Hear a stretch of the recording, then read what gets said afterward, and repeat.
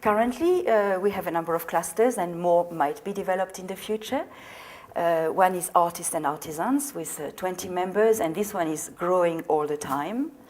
Echoes of the Badlands is anything in the Drumheller Valley which has nothing to do with dinosaurs, because dinosaurs really is the thing, and we want to show that there are other exciting things to discover over there and experience to be had. Prairie Women, this was actually called before catalog houses and mail order brides. And it was very intriguing and interesting, but the mail order brides, there are still a few, and they did not want to be identified, and we wanted to respect their privacy and to expand the interest. So now it's about the Prairie Women, the suffragettes, and all the work that they have done to develop the area since the pioneer days. Rodeos, this is a more difficult cluster to get together because there are very different types of rodeos. It's quite a challenge, but it's exciting. Bed and breakfasts, of course, and they've produced a lovely little brochure. Before, they were all very isolated in their villages, and now all together they are the unique bed and breakfast of the Badlands, so they have much more of an image. Out of the Badlands is 10 different companies who make different things. It could be a soap, it could be coffee, all kinds of souvenirs. And there is going to be a shelf which is going to be designed especially. And this brand Out of the Badlands will be presented on this shelf in visitor information centers and in various areas. MOB, that's the museums of the Badlands, and in the future there will be a culinary one as well, and there are some geographical ones as well with Lake Newell, who is developing some festivals, and the Mormon Trail in the south of the area. As regards signage and infrastructure programs, well, we wanted to create a sense of place for tourists when they come over, and people want to remember as well, we are part of the Canadian Badlands. So different types of signs have been designed, and the municipalities can add them under their welcome sign. And as regards infrastructure, this was with the CAF program. 19 communities have benefited of 23 little infrastructure designs. So a railway has been redesigned so that you can have a train journey for the tourists. Many campsites have been upgraded. Day areas, gazebos, all kinds of little things which encourage people to stop, washrooms as well, all kinds of little things which encourage people to stop and also make life more interesting for the residents, because they can also benefit. And this is always to be taken into account. There will also be very interesting signage on a scenic route which is being planned from Drumheller to Dinosaur Provincial Park, and there will be a lot of interpretive signage. Capacity building and business development. We are working with the local colleges to develop the future workforce of tourism in the Canadian Badlands, and that's giving a future for the young people. They will not have to go to BC or far away to find work, or not even to the Rockies. They can find work straight at home and make their area more vital. With tourism staff, we have several programs, and one is customer service excellence. And for the community leaders, like the councillors and the volunteers on tourism boards, there is going to be the first symposium on tourism leadership early next year in January and February.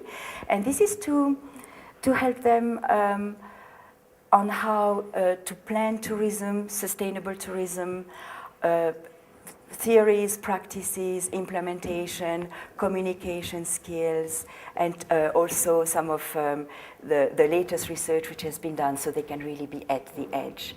And in all those communities which are our members, there are 3 representatives who are part of the council, and sometimes there is also a tour operator or somebody who is not elected, and they work very actively with us. So it will be them in priority who will attend this symposium, but it is open to everybody in the Canadian Badlands. Blackfoot Crossing, of course, is a very iconic part of the Canadian Badlands, and we are working a lot on supporting the preservation of this beautiful culture and being able to really give the full experience when tourists are going to come over. So we've worked on a lot of product development and area development. And we really want to create more jobs as well. That is very necessary on the Siksika Nation. For the small and medium enterprises, there is a tourism incubator. It's called Tourism Futures. And anybody who wants to start a business, for instance, there are people who have a ranch or a farm, and some are actually quite close to that scenic route, and they say, oh, we'd really like for tourists to come to our ranch, and we'd like to offer something, but we really don't know how, because so far we've worked with horses and not tourists. So they can come to this incubator and get all the help on doing their planning, their business plan, and all the different stages so that they can become profitable, market ready, and have themselves a great experience about it. There is a new website which was designed at Tourism Futures, and lots of database and resources that people can access. And one example of what the Tourism Incubator has done is an artist cooperative in Medicine Hat. It's called The Hive, and there are 6 studios and a gallery, and young artists straight out of college can go practice their art and also learn the business skills so that when they become independent and open their own studio, they can really live of their art. And the addition to this studio to several other ones which already existed in the same street, it was very strategic, and now this area is being recognized as the art district of Medicine Hat. Again, that comes back a bit to what I was saying before. Ranches and farms who want to go into tourism, we have special programs to support them. We also organize every year a best practice mission, which is open to 12 to 15 people, and it could be tourism operators, it could be councillors, anybody who is interested in tourism, to go and see and learn from other places what we could apply in our area. And this year, we went to Colorado and Utah, the main reason being that it's a similar landscape, but on a bigger scale and maybe more spectacular.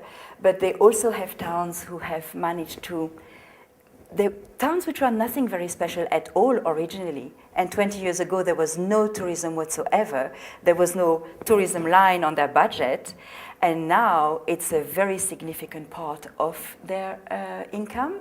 And that's because they have learned to draw on the tourists who come to the parks. And they have managed to create all kinds of activities in and around their towns. It could be cycling, it could be agritourism, wine tourism, there is a culinary train, all kinds of stuff. Art as well, there is an art on the corner program. They have revitalized their town so it looks beautiful, and you want to sit on a patio in the streets, and you want to spend an extra night because there is a lovely little boutique that you haven't visited yet, and it's a great, great success story.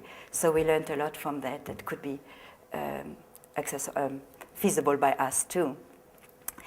And well, this year, yes, we had a few awards, the Alto Friends of Tourism, Municipal Excellence, and we were also finalists for the National Award for Tourism Excellence.